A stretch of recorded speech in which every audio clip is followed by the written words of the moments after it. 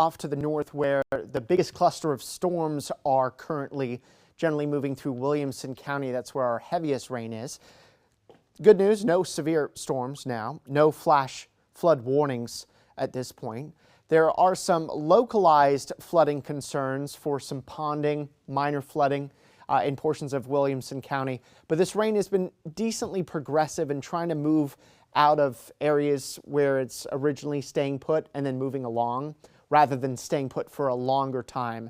So that's why we're cautiously optimistic that rainfall totals will be rather limited to an inch, inch and a half or so or less in a lot of these areas. But you can see there's Georgetown. Near and east of Georgetown is where the biggest cluster of rain and storms are.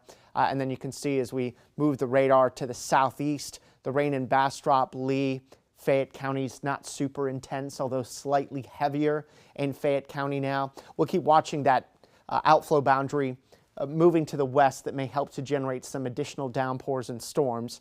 Somewhat of a race against the clock, though. Once the sun starts to get lower in the sky, it already is doing that, of course, and then once the sun sets, rain and storm coverage should drop off quite a bit. But at least for the next 2-3 hours, there still may be some decent, widely scattered storm coverage. The reason we're getting the rain today is not to do with the same storm system that brought us the rain, the historic rain and flash flooding.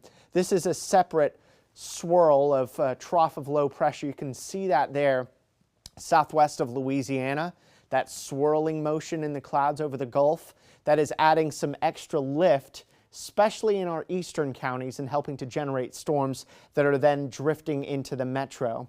And this trough of low pressure is going to keep drifting a little farther west tonight and into the day tomorrow, keeping rain and storm chances around before dropping off. And then drier weather will start to take over Thursday, Friday, mostly dry for those 2 days. So 7 o'clock this evening, still some scattered downpours and storms around. A few of them may actually try to reach parts of the eastern hill country, which have had such excessive rainfall amounts. So those are the areas we're most concerned about. And of course, the northwestern metro as well.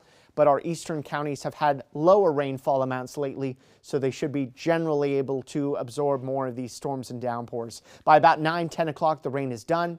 Some patches of low clouds around into tomorrow morning. And then tomorrow, we think we've got another decent chance for some scattered showers or storms. This time, they may make it more into the hill country than today, so there would still be some concern for some localized flash flooding then, although certainly lower coverage of flash flooding than what we've had the last week. So early to mid-evening downpours and then drying overnight, mid-70s. Our day tomorrow, a mix of sun and clouds, but some scattered storms make a reappearance during the afternoon and early evening. About 40% of us getting rain here tomorrow, and a high of 93.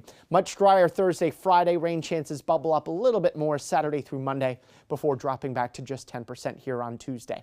Here's a look at our first warning weather 7-day forecast. You can see generally the temperatures are fairly flat with mid-90s most of the time.